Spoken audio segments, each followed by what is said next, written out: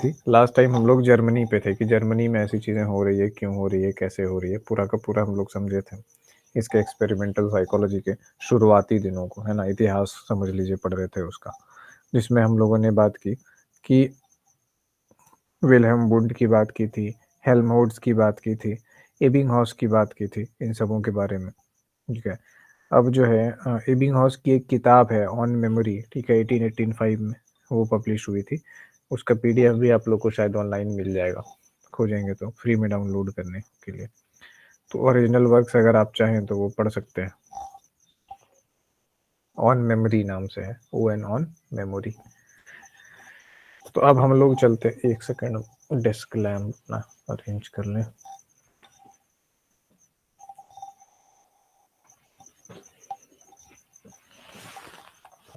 कि जैसे जर्मनी में एक्सपेरिमेंटल साइकोलॉजी की बयार चलनी शुरू हुई, तो ये बयार चल कर के पहुंची यूके और यूएस। वहाँ के लोग भी इंटरेस्टेड हुए और इसमें से यूनाइटेड किंगडम यानी ब्रिटेन के एक साइकोलॉजिस्ट थे जिनका नाम था फ्रांसिस गाल्टन। बहुत ज़्यादा नाम सुने होंगे आप लोग इनका, स्टैट्स वगैरह में खास करके। तो गाल्टन को क्या था ना कि इन्होंने मेजरमेंट ऑफ मेंटल एबिलिटीज यानी मानसिक क्षमताओं के मापन में, ठीक है, ध्यान रखिएगा 2 शब्द है, ठीक है? एक चीज़ है मेंटल एबिलिटीज़ और दूसरा क्या है उनका मापन। ये चीज़ ध्यान रखनी है कि मानसिक क्षमताओं के मापन में, अध्ययन में नहीं, मापन में रुचि दिखाई थी कि जो मानसिक क्षमता है, उसको आखिर कैसे मापा जाए। क्योंकि हम लोग देख रहे हैं कि जो मानसिक क्षमता है वो सब्जेक्टिव है। जैसे एक मान लीजिए कि आप कहते हैं कि अटेंशन, कितने देर तक आप अटेंशन होल्ड करके रख सकते हैं। तो कितने देर तक, तो कितने देर तक में देर का जो यूनिट है यानी टाइम का जो यूनिट है उसको हम लोग यूज़ कर लिए। अब जैसे क्रिएटिविटी है, ठीक है? या इमेजिनेशन है, इमेजिनेशन इमेजिनेशन को क्या कहेंगे? कल्पनाशीलता, कल्पना शक्ति। तो कल्पना शक्ति को तो एक बड़ा सब्जेक्टिव सा टर्म है। अब कल्पना शक्ति को कैसे मापा जाए? ज़्यादा कल्पना शक्ति, कम कल्पना शक्ति, like what should be the scale? How we would measure that? तो इन्होंने क्या किया कि जो सब्जेक्टिव डेटा, जो सब्जेक्टिव सा लग रहा था, जो क्वालिटेटिव सा लग रहा था, उसको क्वांटिटेटिव और ऑब्जेक्टिव बनाने की दिशा में कार्य किया। तो आप लोग समझिए कि मेज़रमेंट क्या है? मेज़रमेंट वो प्रोसेस है जब एक सब्जेक्टिव चीज़ को हम लोग ऑब्जेक्टिव रूप देते हैं और साइंस का फीचर क्या है? ऑब्जेक्टिविटी। तो जब हम लोग किसी भी चीज़ को प्रॉपर साइंस के डोमेन में लाएँगे, तो उसको ऑब्जेक्टिव बनाना पड़ेगा, है ना? ताकि सबके लिए उसका एक ही अर्थ हो। जितने भी अगर कल्पनाशीलता को हम लोग मापते हैं, तो उसको मापने का कोई तरीका हम लोग डेवलप करेंगे। तो इससे क्या होगा कि कल्पना शक्ति के जो अलग-अलग कल्पना शक्ति को हम लोग मात्रात्मक रूप में विभाजित कर देंगे। इतनी मात्रा, इतनी मात्रा, इतनी मात्रा और सबको एक नंबर हम लोग असाइन कर देंगे। जैसे ये इतनी मात्रा हुई तो इसको 1 कहेंगे, इससे डबल मात्रा हुई तो इसको 2 कहेंगे, इससे ट्रिपल मात्रा हुई तो इसको 3 कहेंगे। अब कोई व्यक्ति कल्पना शक्ति के स्केल पर उसकी मात्रा, उसमें कितनी मात्रा है कल्पना की, उसको हमने नापा, एक नंबर से अंकित किया। सेम दूसरे व्यक्ति के ऊपर मापा, उसको एक नंबर से अंकित किया। तो अब एक व्यक्ति की कल्पनाशीलता को दूसरे व्यक्ति से हम लोग कंपेयर कर सकते हैं, है ना? तो इससे क्या हुआ कि अगर आप सोचिए कि मेज़रमेंट नहीं होता, अगर हम लोग ऑब्जेक्टिवली उसको एक मात्रात्मक रूप में नहीं लाते, तो क्या कभी 2 व्यक्तियों की कल्पनाशीलता को कंपेयर करने का कोई सेंस लगता है ऐसे? आप इन जनरली इस मेथड को छोड़ के देखिए तो लगेगा कि कैसे होगा, ये तो हो ही नहीं सकता, ठीक है? तो जो हो ही नहीं सकता, करना तो वही है। कैसे करना हो नहीं सकता। तो ये चीज़ नहीं है कि कैसे होगा, बस बल्कि ये चीज़ है कि करना कैसे है। तो उसका एक तरीका निकाला मेंटल एबिलिटीज़ के मेज़रमेंट का। जो भी रिसर्चर होता है या जो भी कहिए कि any person who is something worth to the society, जो समाज के किसी किसी भी काम में आने वाला व्यक्ति है या परिवार के किसी भी योग्य व्यक्ति है, थोड़ी भी उसमें योग्यता ईश्वर ने दी है, तो उसका माइंडसेट क्या होता है? यही ये नहीं होता है कि कैसे होगा, ये होगा कि करना कैसे है, ठीक है? आखिर कैसे इस चीज़ को किया जा सकता है? तो हर चीज़ की जा सकती है। तो यही चीज़ इन्होंने क्या किया कि इन्होंने यही सोचा कि चलो जब इसको कर सकते हैं तो हम लोग करते हैं। अब एक चीज़ देखिए, कॉमन सेंस की बात लगाइएगा। सब चीज़ को एकदम याद नहीं करते जाना है, काफ़ी इन्फॉर्मेशन है याद करने के लिए। जब हम जैसे कि गौरव हैं, शुभम है, निखत हैं, 3 लोग हैं यहाँ पे, ठीक है? अभी मेरे सामने स्क्रीन पे दिख रहा है। तो इन तीनों की मेंटल एबिलिटीज़ का हमें मापन करना है। हमने मापन कर लिया किसी एक मेंटल एबिलिटी का, मान लीजिए कल्पना शक्ति का, इमेजिनेशन कोशिएंट कहते हैं उसको, आईएमक्यू, ठीक है? तो 3 लोगों का आईएमक्यू का हम लोग मापन कर रहे हैं, इमेजिनेशन कोशिएंट का। तो इसमें क्या करते हैं कि गौरव का मापन किया, निखत का मापन किया और शुभम का, 3 लोगों का किया और एक स्कोर निकल गया। तो अब जब मेरे पास तीनों का स्कोर होगा, तो लॉजिकल सी बात है हम लोग का दिमाग सबसे पहले क्या करता है? कंपैरिज़न करता है, ठीक है? बचपन से ही हम लोग कंपैरिज़न है, मेरा नया ड्रेस है, तुम्हारा तो पुराना है। तो कंपैरिज़न, इमोशन ये सब चीज़ें क्या है? कुछ ऐसे फंक्शंस हैं हमारे दिमाग के अंदर इनबिल्ट जो कि हमारे अंदर तब आए थे इवोल्यूशन के टाइम में, जब हम लोग मानव शरीर को प्राप्त नहीं किए थे, जब हम लोग एनिमल के फॉर्म में ही थे, ठीक है? वो भी हम लोग देखेंगे जब सोशल साइकोलॉजी पढ़ेंगे ना, तब उस पे जाएँगे कि उस समय इवोल्यूशनरी पर्सपेक्टिव जब उसका सोशल साइकोलॉजी का पढ़ेंगे तब हम लोग जानेंगे उसके बारे में। तो ये लगभग समझिए कि 60-70 मिलियन ईयर्स पहले की बात है, जब हम लोग का शरीर थोड़ा वानर टाइप का था, हनुमान जी के टाइप का शरीर था हम लोगों का। तो इस तरीके का जो है, हम लोग देखते हैं कि मेंटल एबिलिटीज़ हम लोग का मूल जो है ना ये चीज़ ही है। जैसे बेसिक फॉर्म ऑफ इंटेलिजेंस हम बताते हैं आप लोगों को कि बेसिक फॉर्म ऑफ सबसे जो बेसिक यानी सबसे lowest form of intelligence emotion आया। उस उसी के बाद थोड़ा-सा आगे बढ़ा तो कंपैरिज़न आया, क्यों? क्योंकि कंपैरिज़न बहुत चीज़ें फैसिलिटेट करता था। अगर आपका दिमाग कंपेयर नहीं कर पाएगा चीज़ों को, जैसे क्या चीज़ तेज़ भाग रही है, क्या चीज़ धीमा है। हर समय हमारा दिमाग जो है ना इस तरीके से डिज़ाइन ही किया गया है, जैसे दिमाग को एक कंप्यूटर देखें, तो उसको प्रोग्राम ऐसे किया गया है कि वो हर समय कंपैरिज़न करते रहता है। जैसे मोशन जो है, गति क्या है? गति की जब हम लोग परिभाषा पढ़ते हैं तो कहते हैं कि सापेक्ष एक वस्तु का दूसरे वस्तु के सापेक्ष मूव करना ही गति है। फॉर एग्ज़ाम्पल, अब 2 लोग अगर बाइक चला रहे हैं दोनों के पैरेलल एक-दूसरे के पैरेलल तो दोनों एक-दूसरे को स्थिर पाते हैं, ठीक है? लेकिन तो एक-दूसरे की सापेक्षता किससे है? एक बाइक वाले का दूसरे बाइक वाले से, दोनों साथ में चल रहे हैं तो दोनों एक-दूसरे से स्थिर पाते हैं और वैसे बात कर रहे हैं। लेकिन अगर सापेक्षता का जो पॉइंट है, उसको हम ज़मीन मान लें, तो क्या लगेगा कि हम मूव कर रहे हैं। तो ये जो सापेक्षता है, तो हमारा दिमाग क्या कर रहा है? मोशन को पकड़ने के लिए कंपैरिज़न कर रहा है कि क्या चीज़ रुका हुआ है और उसके बनिस्बत हम कितने तेज़ी से मूव कर रहे हैं।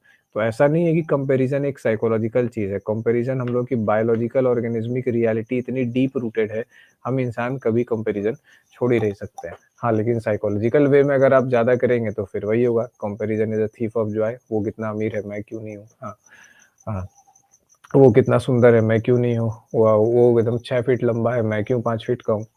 तो ऐसी चीज़ें भी बाद में आती है, बट कंपैरिज़न का एक बहुत इन्हेरेंट फंक्शन है और बहुत इम्पोर्टेंट है, वो हम लोग आगे देखेंगे। तो अब देखिए जब ये नॉर्मल सी बात है कि जब हमारे पास 4 चीज़ें होती हैं, तो हम लोग के दिमाग में सबसे पहले तो कंपैरिज़न की ही बात आती है। वही चीज़ हुआ फ्रांसिस गैल्टन के साथ, जब उन्होंने मानसिक क्षमताओं को क्वांटिफ़ाई किया कि मानसिक क्षमताओं को किस तरीके से नंबर्स से डिनोट करेंगे, तो उसके बाद क्या होता है कि उनको ये पता चलता है कि हर व्यक्ति की मानसिक क्षमता अलग-अलग है, अलग-अलग स्कोर्स है। तो फिर उसको इस बात में रुचि होती है कि अच्छा, इसका मतलब सबकी क्षमता अलग-अलग है, तो फिर सबका व्यक्तित्व भी अलग होगा, है ना? जैसे मान लीजिए कि हिंसा करने की क्षमता की बात करते हैं, ठीक है?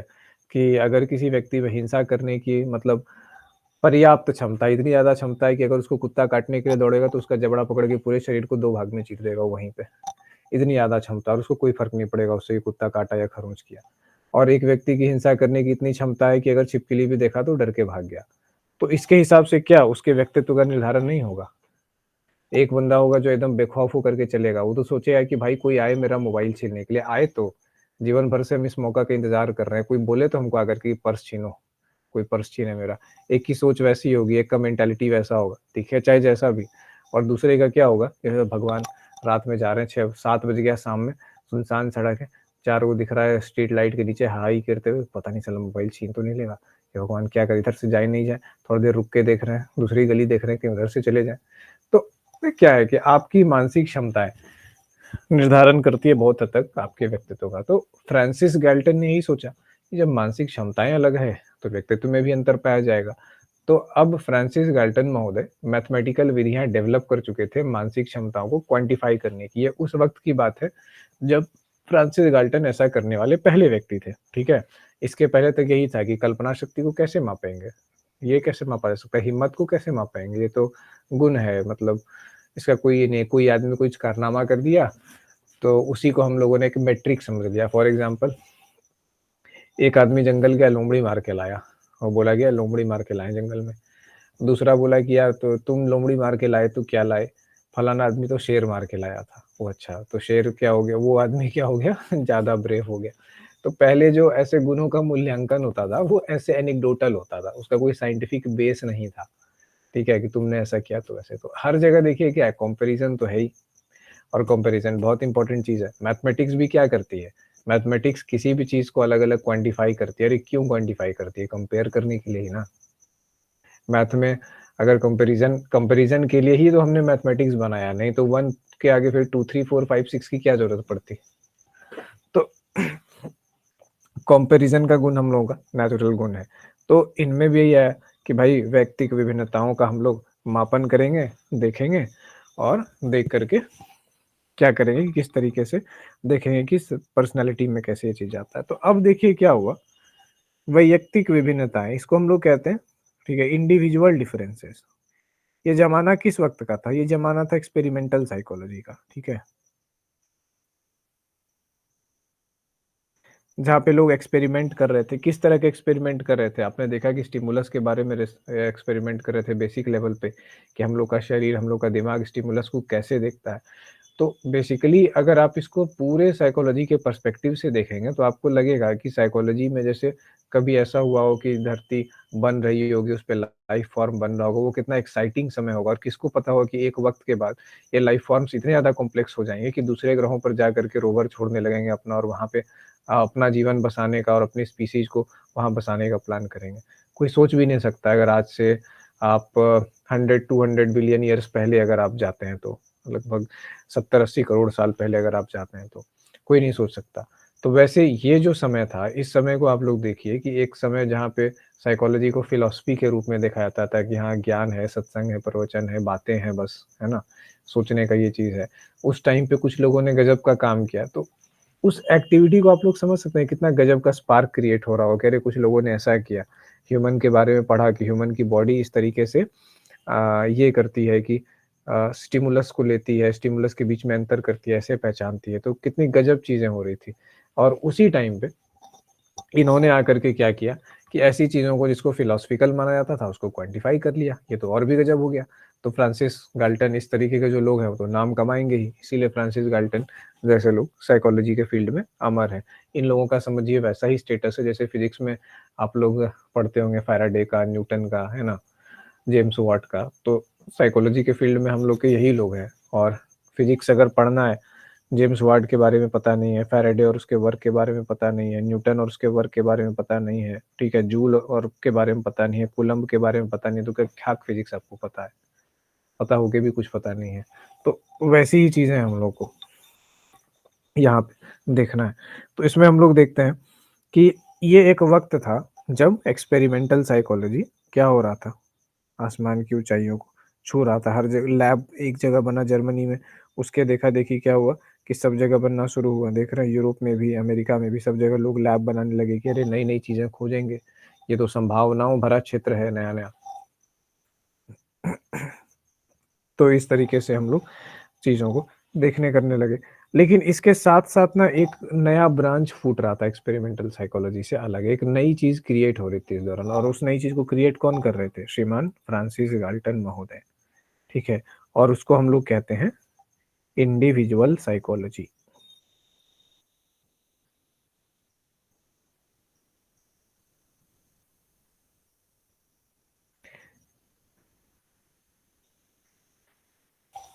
ठीक है? तो ये है इंडिविजुअल साइकोलॉजी वाली बात। अब क्या है कि इंडिविजुअल साइकोलॉजी क्या है? तो इंडिविजुअल साइकोलॉजी क्या है? स्टडी ऑफ इंडिविजुअल डिफरेंस, ठीक है? बेसिकली वही है। तो दोनों चीज़ें साथ-साथ बढ़ रही थी। एक तरफ इंडिविजुअल साइकोलॉजी बढ़ रहा है और एक तरफ एक्सपेरिमेंटल साइकोलॉजी बढ़ रहा है। तो ये क्या हो रहा है कि एक्सपेरिमेंटल साइकोलॉजी जैसे-जैसे आगे बढ़ रही है, तो क्या कर रही है कि हमारे जनरल ह्यूमन बिहेवियर के अंडरस्टैंडिंग को पुष्ट कर रही है। तो एक दूसरे से क्या हो रहा है कि विरोध में तो था नहीं, एक्सपेरिमेंटल साइकोलॉजी से जितनी चीज़ें हमको पता चलेगी, तो वो तो पूरे ओवरऑल जो जनरल साइकोलॉजी है, उसके बॉडी में तो कम्युनिकेट मतलब वैल्यू ही ना ऐड कर रहा है कि हाँ, कुछ नया ऐड कर रहा है। सेम चीज़ इंडिविजुअल साइकोलॉजी के साथ हो रहा था। अब एक्सपेरिमेंटल साइकोलॉजी में कैसी चीज़ों की बात हो रही थी? ऐसी चीज़ों की बात हो रही थी, सेंसेशन की बात हो रही थी, परसेप्शन की बात हो रही थी, स्टिमुलस की बात हो रही थी,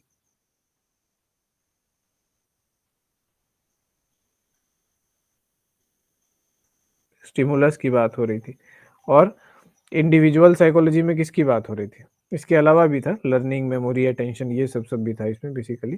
और इंडिविजुअल साइकोलॉजी में किसकी बात हो रही थी? तो इंडिविजुअल डिफरेंस की बात हो रही थी और मेंटल एबिलिटीज़ की बात हो रही थी। मेंटल एबिलिटीज़, मानसिक क्षमताएँ।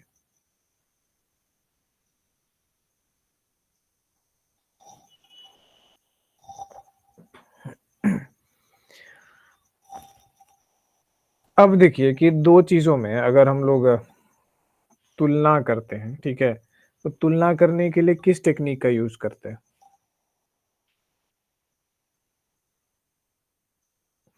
तो फ्रांसिस गाल्टन ने क्या किया कि जब आपको समझ में आ गया कि फ्रांसिस गाल्टन ने ऐसी चीज़ों को नंबर दिया, यानी कि न्यूमेरिकल फॉर्म में लाया, जो चीज़ें पहले न्यूमेरिकल फॉर्म में नहीं थी। That means he was the person जिसने मैथमेटिक्स को इंट्रोड्यूस इंट्रोड्यूस किया होगा। जी हाँ, तो उन्होंने क्या किया? स्टैटिस्टिक्स का यूज़ किया। तो फ्रांसिस गाल्टन महोदय ने क्या किया? कोरिलेशन का यूज़ किया। इसीलिए कोरिलेशनल एनालिसिस का जो है ना, यूज़ सबसे पहले किसने किया साइकोलॉजी में? फ्रांसिस गाल्टन ने। कोरिलेशनल एनालिसिस का यूज़ करने वाले फर्स्ट पर्सन साइकोलॉजी में थे फ्रांसिस गाल्टन। क्यों? क्योंकि कंपेयर कर रहे थे। कोरिलेशन का मतलब क्या है? सहसंबंध। एक चर का दूसरे चर से क्या संबंध है? तो कंपैरिजन में यूज़ होता है कोरिलेशन। तो कंपैरिजन में जब यूज़ होता है तो फ्रांसिस गाल्टन ने यही काम किया था।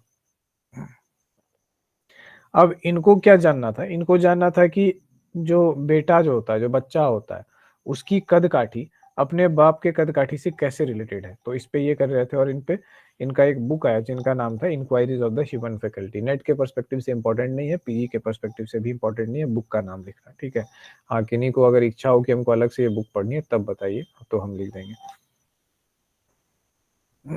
तो इन्होंने जो बुक का नाम लिखा था उन उसका था नाम enquiries of enquiries in the human faculty human faculty Francis Galton महोदय की बुक थी।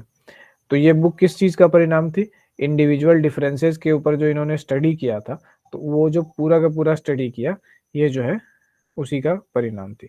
अब आप लोग स्पीयरमैन का भी नाम सुने होंगे, ठीक है? चार्ल्स स्पीयरमैन का जब कोरिलेशन में फ्रांसिस गाल्टन का नाम आता है, फैक्टर एनालिसिस में भी उसका नाम आता है। स्पीयरमैन का भी नाम सुने होंगे, चार्ल्स स्पीयरमैन, ठीक है?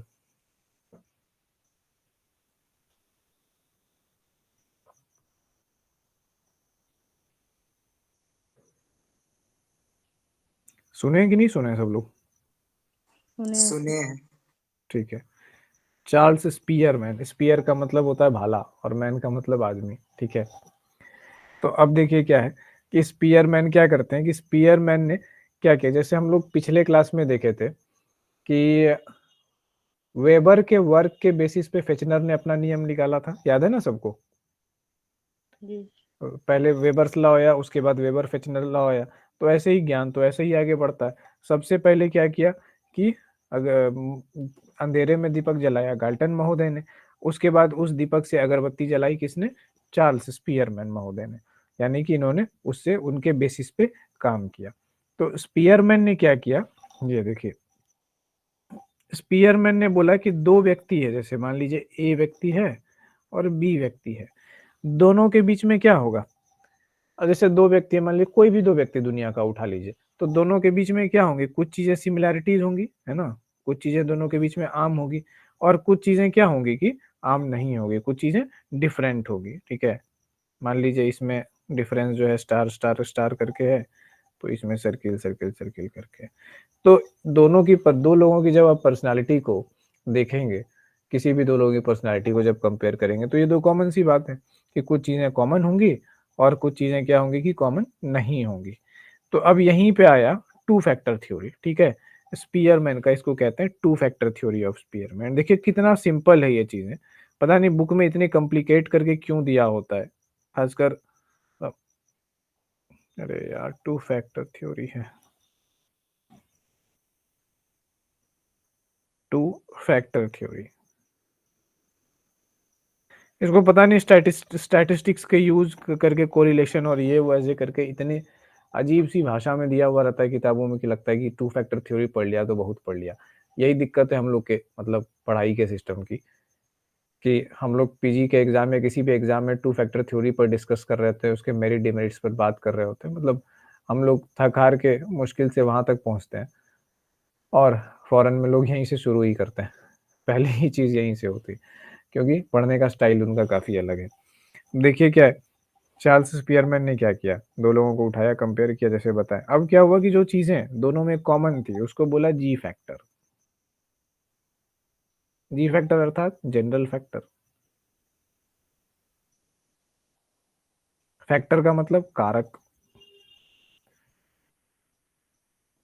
अब देखिए कारक की बात आ रही है, तो अब जब आप जो है दो तरह के आप सारे फैक्टर्स को दो भाग में बांट दिए, एक जनरल फैक्टर में, सामान्य कारक में, और एक एस फैक्टर यानी स्पेशल फैक्टर में, जिसको हम लोग कहते हैं विशिष्ट कारक। ठीक है, एस फैक्टर, स्पेसिफिक फैक्टर्स भी कह सकते हैं इसको। ठीक है, सामान्य कारक हो गए, विशिष्ट। भाई टैब में तो हिंदी लिखने में एकदम नहीं बनता है। विशिष्ट कारक, तो ये चीज क्या देख रहे हैं हम लोग कि दो फैक्टर्स में बांट दिया, तो बहुत सिंपल है। अब क्या हो गया, मान लीजिए कि मैं हूं और कोई दूसरा व्यक्ति है एक साइड। ठीक है, सपोज कि I am looking for partner, मैं अपने प्रोस्पेक्टिव पार्टनर की तलाश कर रहा हूँ कि कोई महिला आए जो कि मेरी बहुत अच्छी पार्टनर हो जाए। तो उसमें क्या होगा कि हम क्या देखेंगे कि बहुत सारी चीजें क्या मिलेगी, जनरल फैक्टर कॉमन मिलेगी हम दोनों के बीच, और स्पेशल फैक्टर क्या होंगे कि डिफरेंट मिलेंगे। फॉर एग्जाम्पल, हो सकता है कि उसको मीठा खाना पसंद हो और हमको नमकीन पसंद हो, तो ये क्या हो गया, टेस्ट प्रेफरेंस एज फैक्टर हो गया। लेकिन जनरल फैक्टर में ऐसा हो सकता है कि दोनों के दोनों जो है मेंटालिटी के स्तर पे बहुत हद तक सेम हो, दोनों को डिसिप्लिन पसंद हो, दोनों को मतलब ये चीज़ पसंद हो कि मतलब फालतूगिरी और ये वो ज़्यादा नहीं पसंद हो। सब कुछ कुछ चीज़ें, जो बहुत चीज़ें हो सकता है, दोनों को मैप रीडिंग पसंद हो, दोनों को एडवेंचर पसंद हो। तो बहुत सारी चीज़ें क्या होगी, जी फैक्टर होगी। जितना ज़्यादा जनरल फैक्टर होगा, तो आप समझ सकते हैं कि जनरल फैक्टर जितना ज़्यादा होगा, दोनों लोग आपस में उन चीज़ों को मतलब ज़्यादा रिलेट कर पाएँगे, कॉमन चीज़ों को ज़्यादा एन्जॉय कर पाएँगे, है ना? जैसे 2 लोग गए, अब मान लीजिए कि 2 ऐसे लोग थे, दोनों जो है सोच रहे थे कि नहीं, एक पार्टनर ढूँढना है, ये चीज़ करना है। अब ये नीड इन दोनों पे इतनी ज़्यादा था कि बस कहीं भी जा रहे हैं, किसी भी पार्टनर कहीं भी आदमी को देख रहे हैं, हाँ भाई ये देखने में अच्छा लग रहा है, चलो जाते हैं। अब टेबल पे बैठा है तो एक का इंटरेस्ट पॉलिटिक्स है, तो दूसरे का इंटरेस्ट बिग बॉस है, ठीक है? मतलब जी फैक्टर एकदम एब्सेंट ही दिख रहा है, पूरा का पूरा एस फैक्टर है और वो भी एक दूसरे को नेगेट कर रहा है। तो क्या होगा कि वहाँ पे ऑब्वियस है कि जब जनरल फैक्टर नहीं होगा, कॉमन फैक्टर नहीं होगा, तो क्या सोशल अट्रैक्शन होगा? नहीं होगा। सोशल अट्रैक्शन भी हम लोग का टॉपिक है इसमें सोशल साइकोलॉजी में, और उसमें भी फैक्टर्स की बात होती है।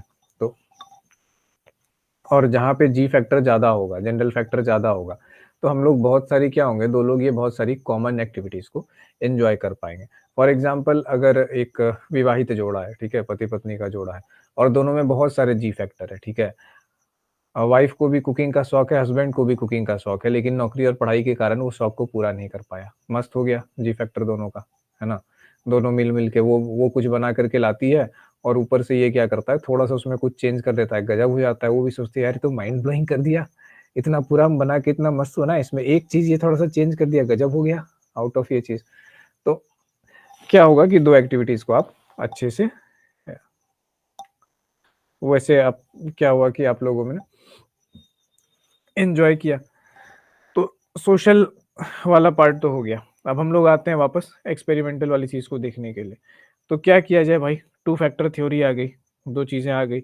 अब इसको जो है कब पब्लिश किया गया? इसको पब्लिश किया गया 1904 ईस्वी में। 2 चीज़ें इम्पोर्टेंट है, एक टू फैक्टर थ्योरी, दूसरा चार्ल्स स्पियरमैन का नाम, और तीसरा 1904 ईस्वी में।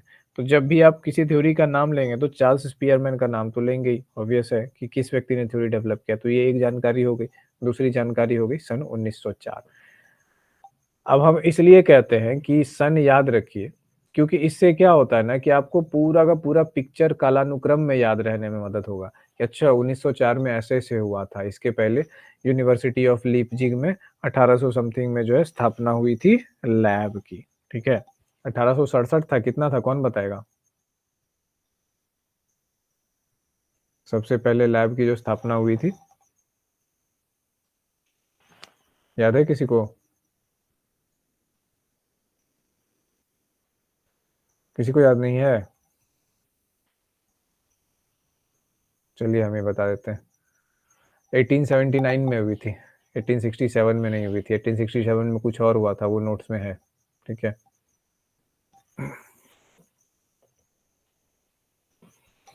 1879 में लैब की स्थापना हुई थी, यूनिवर्सिटी ऑफ लीपज़िग ने।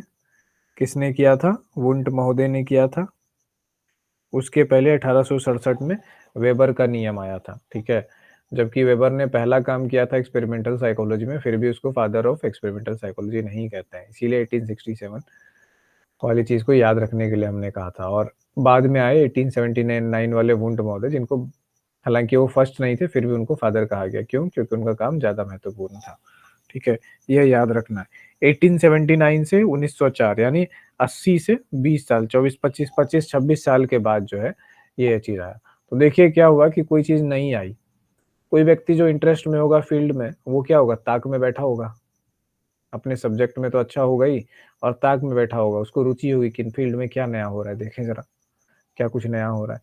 तो उनको लगा कि अच्छा ये नया हो रहा है, उसके वर्क को उन्होंने पढ़ा और उसके वर्क को पढ़ने के बाद क्या किया कि आगे उसमें अपना दिमाग लगाया कि अच्छा और क्या पॉसिबिलिटी हो सकता है। यही है रिसर्च का सही और एक्चुअल प्रोसेस, ठीक है? जैसे हम लोग पीजी कर चुके हैं, तो अभी हम लोगों से क्या एक्सपेक्टेड है? हम लोग से एक्सपेक्टेड ये है कि अभी हमारे साइकोलॉजी के फील्ड में जो रिसेंट एडवांसमेंट्स हो रहे हैं, जहाँ-जहाँ, उन चीज़ों से हम लोग वाकिफ़ हों, ठीक है?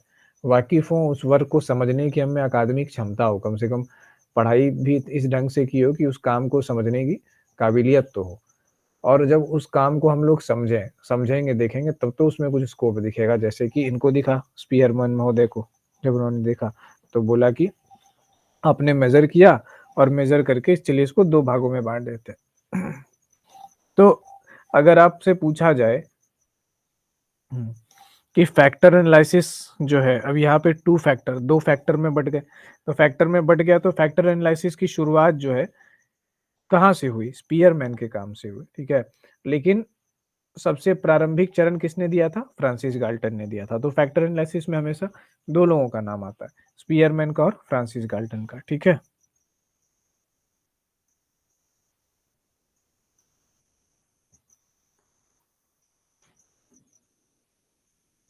चार्ल्स स्पीयरमैन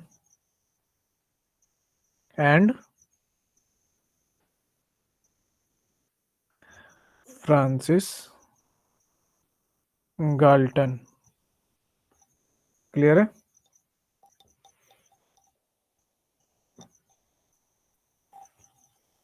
अब इस टाइम पे क्या है कि जब ये चीज़ नई-नई आई, तो ये पहली बार हुआ कि अरे यार! आदमी की क्षमताओं पहले देखिए कि एक आप लोगों ने कविता सुनी होगी जिसका एक लाइन है, गुण बड़े एक से एक प्रखर हैं छिपे मानवों के भीतर, बत्ती जो नहीं जलाता है, रोशनी नहीं हो पाता है, पीछा पीसा जाता जब इक्षुदंड बहती रस की धारा धारा ऐसे बहती रस की धारा प्रचंड, इस तरीके से करके शायद रश्मि रथी में है, हाँ, रामधारी सिंह दिनकर का जो रश्मि रथी है, उसमें ऐसे करके ये चीज़ है, कुछ लाइन्स है, जिसमें ये बता रहा है कि मानवों के अंदर एक से एक गुण छुपे हुए हैं, ठीक है? लेकिन जो बत्ती जलाएगा वही रोशनी पाएगा और वो पीसा जाता जब इच्छुदंड मतलब जब इच्छाओं के वश से, वेग से जब आप पीसे जाते हैं जीवन में, तब जाकर के आपके अंदर से वो चीज़ें निकलती है। तो समझिए कि अगर इसको हम लोग एक साइंटिफिक पर्सपेक्टिव से इस सोच को देखें, इस कवि के सोच को देखें, तो हमें क्या पता चलता है कि अगर आपके अंदर की जो क्षमताएँ हैं, उसको जानने का क्या तरीका है? जानने का तरीका ये है कि आपके लाइफ में कोई एक ऐसे बल्ब जलने का मोमेंट आए, है ना? बत्ती जले और वो बत्ती कैसे जलेगी कि आपके अंदर आग होगी कुछ करने की तब। तो एक तो पूरे के पूरे पॉपुलेशन में 0.1% लोगों में कुछ करने की आग होती है, जिनको लगता है कि रोटी-वोटी से थोड़ा आगे बढ़ के भी देखा जाए। तो उतनी की ही बत्ती जलेगी स्टैटिस्टिकली देखें तो, बाकी तो फिर किसके अंदर क्या गुण है ये तो पता ही नहीं चलेगा। उसके बाद क्या है कि पीसा जाता जब इच्छुदंड बहती रस की धारा प्रचंड, यानी कि जब आपकी इच्छाएँ पीसी जाती है ना, बर्बाद होने लगती है, तब अंदर से जो है ना सारा गुण निकल के फड़फड़ा कर, जैसे कहते हैं ऑरेंज को जब क्रश किया जाता है तब पता चलता है कि अंदर क्या है। अपना अस्तित्व खोने के बाद अपना असली चीज़ मालूम चलता है। तो ये क्या है कि ये साहित्य का ये एक चीज़ ना हम लोग को एक व्यू पॉइंट दे रहा है कि जब साइंटिफिक कोई मेज़रमेंट का मेथड नहीं था, तो लोग कैसे मानवीय क्षमताओं का मूल्यांकन करते थे। एक तो बताए कि चलो तुम लोमड़ी मार के लाए, तो पिछले ने शेर मार के लाया था, कंपैरिज़न था, एक वो मेथड था उस टाइम तक। उसके बाद क्या था, बाई चांस की बात थी, बाई स्पार्क की बात थी। तो इस तरीके से क्या हुआ कि अपना जो पॉपुलेशन है, मान लीजिए कि हमारी कंट्री है, एक छोटा-सा टापू है, उसका मैं राजा हूँ, उसके अंदर 10,000 व्यक्ति हैं। उस 10,000 व्यक्ति में कभी जो है 10 मतलब 50-100 सालों में कोई एक व्यक्ति के अंदर वैसा स्पार्क होगा और उसको अपने गुणों का पता चलेगा। तो बाकी जो लोग हैं, 9,999 लोग हैं, वो क्या योगदान करेंगे देश के तरक्की में और समाज की तरक्की में? वो तो बस आएँगे, खाएँगे, पिएँगे, ठीक है, अपना जॉब करेंगे, पैसा लेंगे और चलेंगे। तो कहाँ से हम लोग का देश टेक्निकली एडवांस होगा या आगे होगा? ये भी एक बड़ी इश्यू थी, ठीक है? उस टाइम पे लोगों को लगा कि अरे यार! इसका मतलब अगर मानवीय क्षमताओं का मूल्यांकन कर लिया जाए, ये पता लगा लिया जाए कि इंसान के अंदर क्या-क्या क्षमताएँ हैं और वो किस-किस क्षेत्र में बेहतर ये कर सकता है, इसके बाद तो मज़ा आ जाएगा। क्या मज़ा आ जाएगा?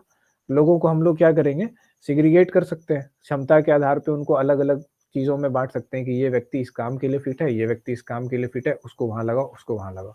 और उस टाइम पे क्या थी, सोसाइटीज़ इमर्जिंग इमर्जिंग थी। 1904 का जो युग था, ये कौन-सा युग था दुनिया में? ये युग था दास व्यापार के टाइम का युग था। ये युग था औद्योगिक क्रांति के आस-पास का समय था। ये युग था जब दुनिया में पूरे तरीके से हर कोई ना, मतलब एक गज़ब की एनर्जी थी। साइंस एंड टेक्नोलॉजी बूम कर रहा था, इंडस्ट्री बूम कर रहा था। हर मतलब पूरे देश में सारे व्यक्तियों के दिमाग में एक अलग एनर्जी जो है चल रही थी। ये करना है, वो करना है दुनिया में ऐसे-वैसे, और उस टाइम पे ये चीज़ आती है।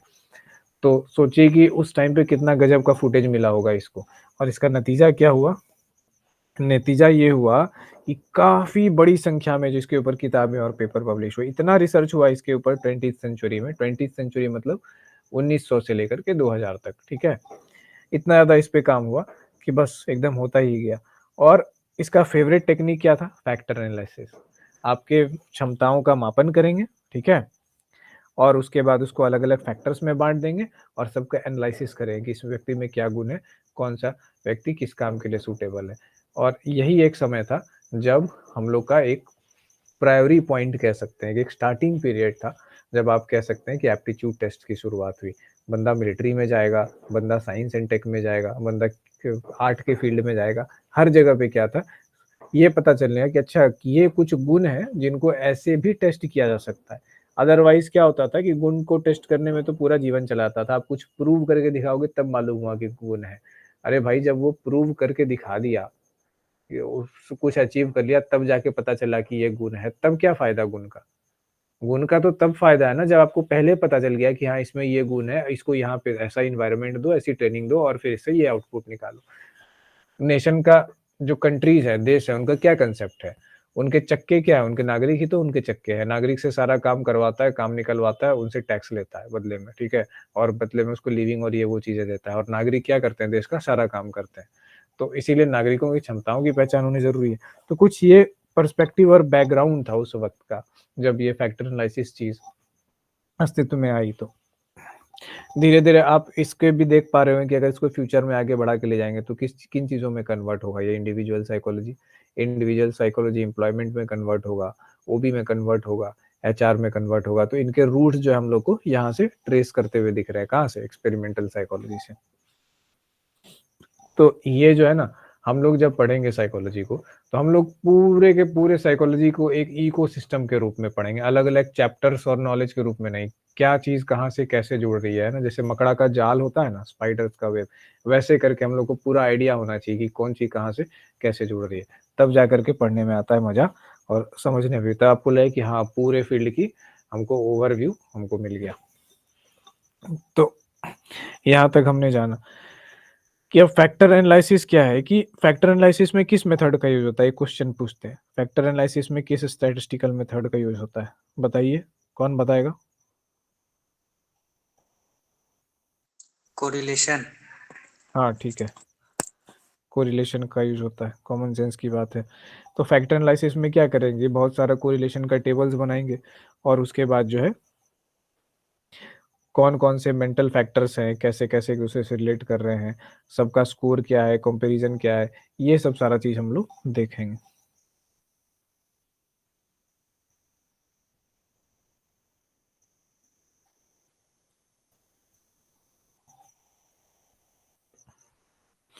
यहाँ तक ठीक है, कोई दिक्कत किसी को?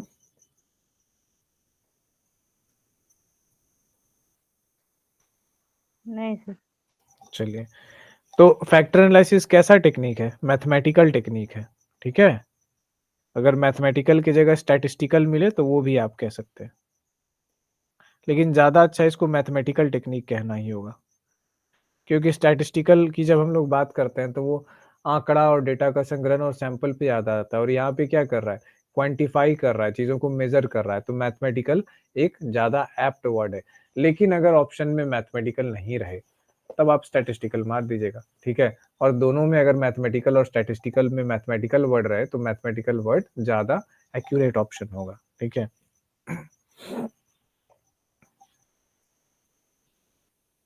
अब आप लोगों ने थर्स्टन मापनी का नाम सुना होगा, ठीक है। हिंदी में उसको इंग्लिश में कहते हैं थर्स्टन स्केल और हिंदी में कहते हैं थर्स्टन मापनी। थर्स्टन को थर्स्टन जो नहीं देते हैं, यहाँ मापनी लिख देते हैं, ठीक है। टैब में हिंदी लिखने में बहुत ज़्यादा दिक्कत होती है, क्योंकि ग्लास पे आप स्टील के निब से लिख रहे होते हैं, थोड़ा सा भी फ्रिक्शन नहीं मिलता है। इंग्लिश में तो हो जाता है।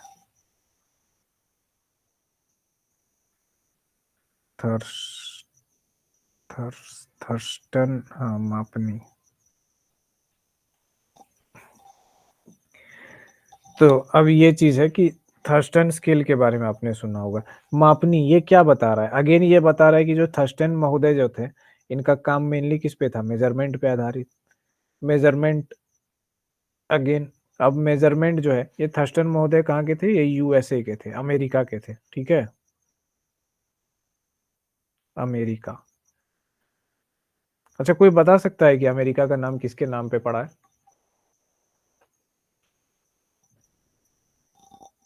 वाशिंगटन। नहीं नहीं, अमेरिका जो शब्द है ये किसके नाम पे पड़ा है?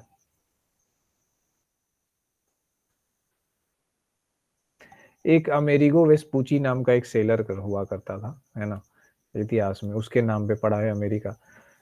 कहा जाता है खोज कोलंबस ने की थी, लेकिन नाम उसके नाम पे पड़ा, अमेरिगो वेस्पूची के नाम पे, ठीक है। हिस्ट्री का एक छोटा सा पॉइंट।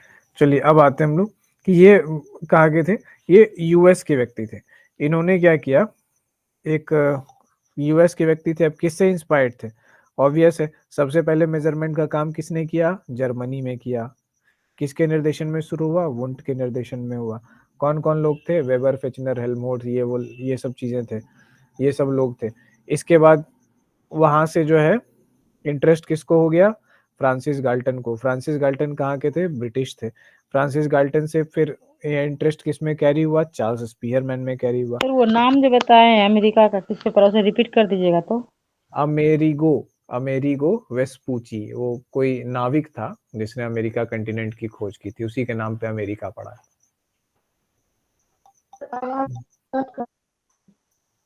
क्या बोल रहे हैं चांदनी, आपकी आवाज ब्रेक करके आ रही है। तो ये चीज है कि इसके बाद आते हैं हम लोगों ने ब्रिटिश का देख लिया, अब अमेरिकन का देखते हैं। अब अमेरिकन में थर्स्टन जो व्यक्ति थे, सारे लोग, अब मान लीजिए कि हमको देखना है, ठीक है, हमको किसी टॉपिक में रुचि है, क्या फर्क पड़ रहा है, रशिया में रिसर्च हो रहा है, जापान में हो रहा है, कि यूके में हो रहा है, हम इंडिया में, हमको नजर रखनी है, हमको रिसर्च पेपर पढ़ना है, हमको देखना है। और आज के टाइम में तो इंटरनेट है, ईमेल है। पहले के टाइम पे पत्र हुआ करता था, टेलीग्राम हुआ करता था, तो वैसे करके लोग कांटेक्ट करते थे। आज इस तरीके से लोग कांटेक्ट करते हैं, हमको कोई फर्क नहीं पड़ता, हम कहीं के भी, हमको देखना है, हाँ ये काम हो रहा है, हमको रुचि है, तो कोलैबोरेशन हो जाता है लोगों में। तो वैसे ही अमेरिकन थे, इनको भी लगा कि यार गजब का काम हो रहा है, मतलब एक तरफ ऐसी चीज की, अगर नहीं कहते हैं कि आप अध्यात्म की दुनिया में, फिलॉसफी के दुनिया में एक बड़ा प्रश्न है कि खुद की खोज, आत्म की खोज, अपनी क्षमताओं का पता लगाना, ये क्या कहते हैं, सेल्फ नॉलेज, इन चीज़ों पे काफ़ी ज़्यादा जोर दिया गया है। कहा जाता है कि जीवन में जिसको सेल्फ नॉलेज हो जाता है एक बार, उसके बाद उसके लिए बहुत अच्छा होता है। सेल्फ नॉलेज का मतलब क्या है? तो ये एक तरीके से लोगों को सेंस क्या दे रहा था कि सेल्फ नॉलेज यानी आत्मज्ञान, अपनी क्षमताओं का ज्ञान कैसे हो? ऐसे मेथड से हो। अरे बाप रे! तो ज़ाहिर-सी बात है कि जो लोग थे उनको तो आकर्षित होना ही था। उन्हीं में एक थर्स्टन हो गए अमेरिकन। चलिए, तो अमेरिका के जो थर्स्टन थे, इन्होंने बना दिया थर्स्टन स्केल, थर्स्टन मापनी, ठीक है? और इन्होंने भी किस मेथड का यूज़ किया? फैक्टर एनालिसिस मेथड का यूज़ किया। अब 3 नाम आपके पास हैं, गाल्टन का नाम है, स्पीयरमैन का नाम है, थर्स्टन का नाम है। इन तीनों ने फैक्टर एनालिसिस का यूज़ किया है, ठीक है? अब इसके बाद किसी और एक व्यक्ति का नाम आ जाएगा, जिसने यूज़ नहीं किया होगा, बन गया क्वेश्चन। फैक्टर एनालिसिस जो है इनमें से किसके साथ एसोसिएटेड नहीं है, किसका संबंध फैक्टर एनालिसिस से नहीं है। तो आपको पता होना चाहिए कि किसका स्पीयरमैन का है, गाल्टन का है और थर्स्टन का है। तो अन्य जो होंगे तीसरे चौथे जो होंगे उसको आप एलिमिनेशन से आउट कर सकते हैं। मान लीजिए सिगमंड फ्राइड का नाम दे दिया, तो अब बहुत क्लियर हो सकता है कि सिगमंड फ्राइड का तो अलग ही जॉनर था, तो वो फैक्टर एनालिसिस में कैसे होंगे? यहाँ तक कोई दिक्कत किसी को?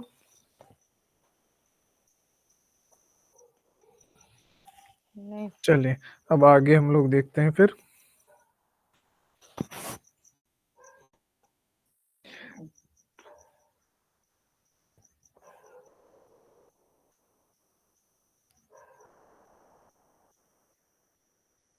Factorial studies on intelligence. On की जगह ऑफ हो जाता है, जो है ना, मेरा दिमाग आजकल ऑफ ही रहता है। ऑन इंटेलिजेंस,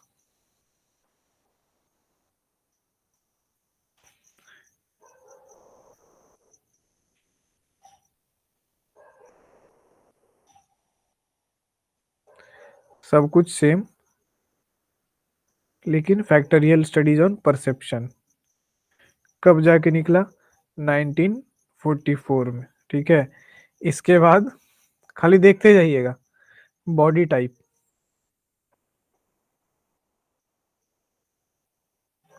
1946 में, ठीक है?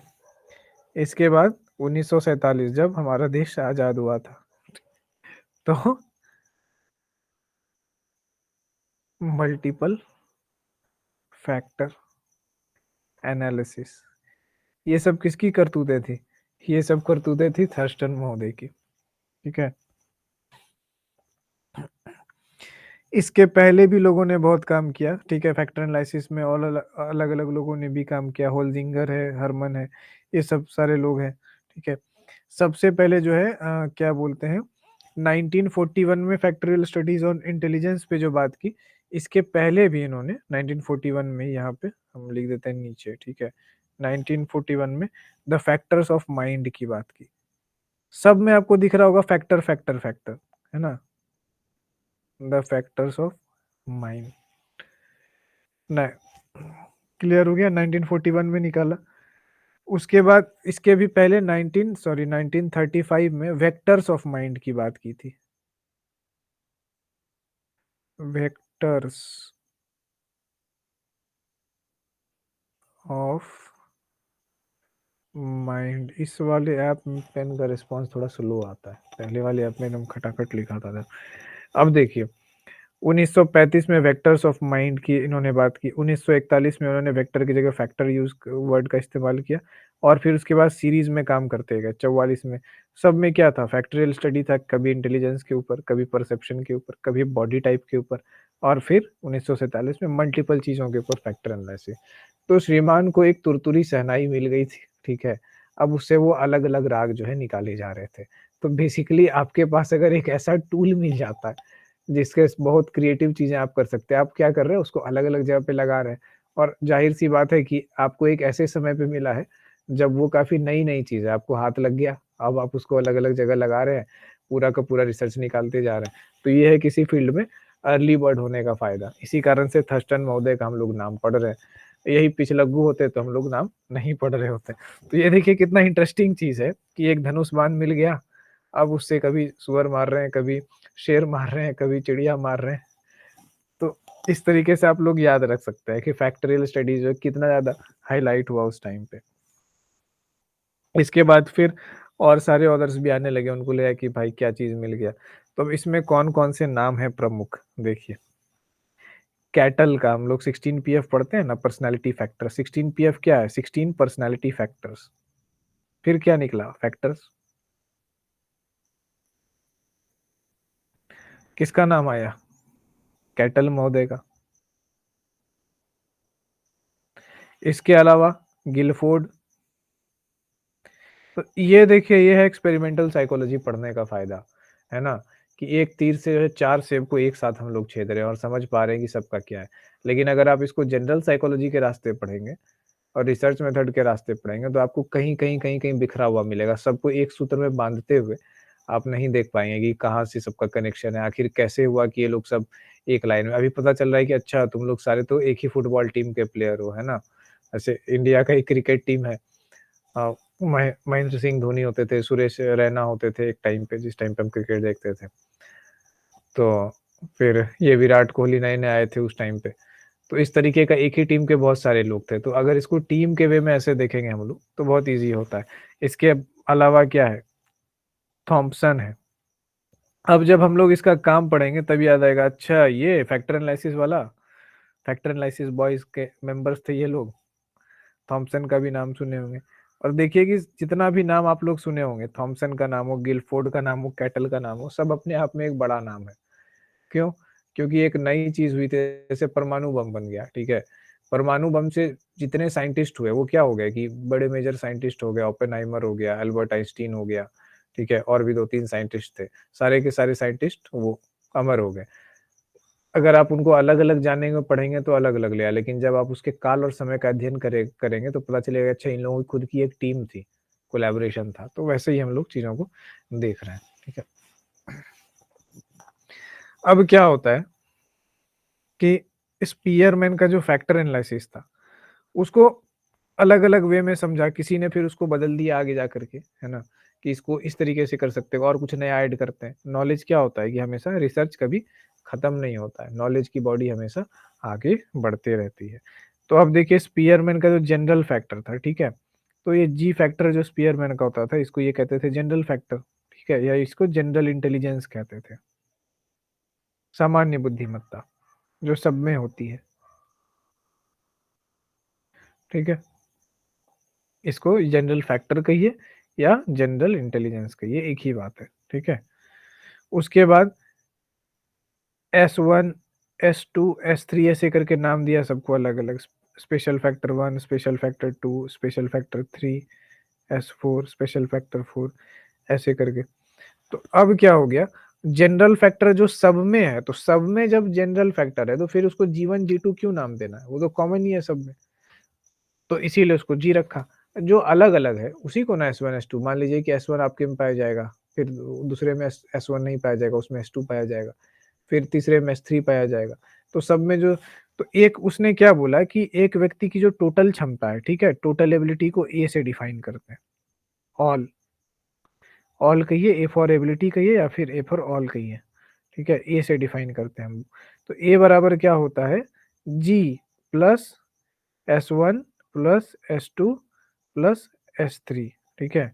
तो ए बराबर ये इस तरीके से फॉर्मूला के फॉर्म में इन्होंने दिया। तो अब बोला कि क्या, इसके अलावा जो है कुछ अलग फैक्टर्स की भी बात हुई, जिसको ग्रुप फैक्टर्स कहा गया, ठीक है? तो ग्रुप फैक्टर्स क्या होता है? ऐसे फैक्टर्स जो कि जनरल और स्पेसिफिक फैक्टर के बीच में आते थे, ठीक है? ये फैक्टर तब आते थे जब व्यक्ति ग्रुप में होता था, और जब ग्रुप में नहीं होता था तब ये फैक्टर नहीं दिखाई पड़ते थे। तो इसीलिए उनको ग्रुप फैक्टर्स कहा गया। ठीक है, तो ग्रुप फैक्टर क्या हो गया कि टोटल एबिलिटी का पार्ट हुआ? नहीं, टोटल एबिलिटी के पार्ट की जब आप बात करेंगे, जब व्यक्ति अनग्रुप सिचुएशन में अलोन हो, तब ग्रुप फैक्टर को मिला के टोटल एबिलिटी नहीं बनेगी। लेकिन जब ग्रुप सिचुएशन में हो, किसी सोशल सिचुएशन में हो या ग्रुप वाली स्थिति हो, तब वहाँ पे क्या होगा कि ग्रुप फैक्टर भी लागू हो जाएँगे। तो इससे एक नया क्या हो गया कि नया एडिशन हो गया कि अच्छा, देखो मानव कभी भी आइसोलेटेड तो नहीं होता है, एक सोसाइटी का भी इन्फ्लुएंस पड़ता है, तो इसमें एक और नई चीज़ जुड़ गई। तो हम लोग का नॉलेज का जो शेप और साइज़ था वो थोड़ा और बड़ा और बेहतर हो गया। तो इस तरीके से हम लोगों ने देखा कि फैक्टर एनालिसिस का ये किस-किस तरीके से स्टार्टिंग शुरू होता है एक्सपेरिमेंटल साइकोलॉजी के द्वारा। अब चीज़ें क्यों एक्सपेरिमेंट से शुरू होती है? विज्ञान हमेशा ना जैसे हम लोगों ने न्यूटन का लॉ पढ़ा या कुछ भी पढ़ा है, तो विज्ञान हमेशा शुरू होता है एक्सपेरिमेंट से और दिक्कत ये है कि हम लोग को पढ़ाया जाता है थ्योरी। एक्सपेरिमेंट की उपज थ्योरी है, जितना भी मेथड है, जितना भी mathematics, statistics, mean, median, mode, correlation, log जितना कुछ भी आप पढ़ रहे हैं ना, सारा कुछ किसी न किसी एक्सपेरिमेंट की मेथड है। अगर आप स्टूडेंट को ये पढ़ाओ कि ऐसा-ऐसा एक प्रॉब्लम था, इस प्रॉब्लम को सॉल्व करने के लिए लोग चले। उसको एक वेब सीरीज़ कहानी की तरह बताओ कि हाँ, तो सॉल्व कैसे करेंगे? आप उनसे पूछो कि आप रहते तो कैसे सॉल्व करते? तो ये करते, ये करते, ये करते। अच्छा, उसमें से पक्का कुछ कुछ स्टूडेंट का तो ज़रूर मिलेगा कि हाँ, हम इस वे में लगते और उसी वे में साइंटिस्ट ने अप्रोच किया होगा। फिर आप एक स्टेप बढ़ेंगे, तो जब आप वैसे करके एक्सपेरिमेंट को पढ़ाएँगे और कराएँगे, तो व्यक्ति ना खुद ब खुद रिलेशन और थ्योरी निकालने लग जाएगा उसके बीच में। तब उसको समझ में आएगी कोई चीज़ कोरिलेशन अगर आई तो क्यों आई? उसको डेरिवेशन कैसे हुआ? कैसे डिराइव करेंगे कोई चीज़ में पार्ट क्यों? एक्चुअल नॉलेज वो है और एक्चुअल एजुकेशन वो है जिसका कोई काम भी है दुनिया में और कोई यूज़ भी है। लेकिन पता नहीं हम लोग का एजुकेशन सिस्टम ऐसा क्यों है कि थ्योरी पहले पढ़ाता है और एक्सपेरिमेंट पढ़ाता ही नहीं है। एक्सपेरिमेंटल साइकोलॉजी हमको ना पीजी के सिलेबस में दिखा ना यूजी के सिलेबस में दिखा and God God knows why क्यों नहीं है, जब जहाँ से चीज़ें ही शुरू हो रही है।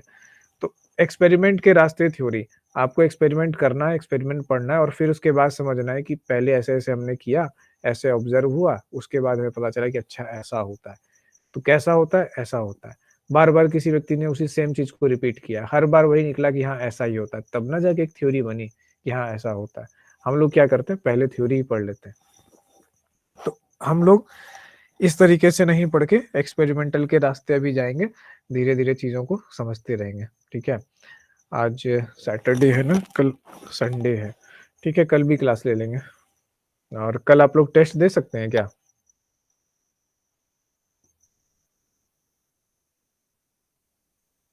कौन-कौन टेस्ट नहीं देना चाहता है, वो बता दीजिए? किस चीज का? जो पढ़ाए हैं रिसर्च मेथड भी और ये भी, दोनों।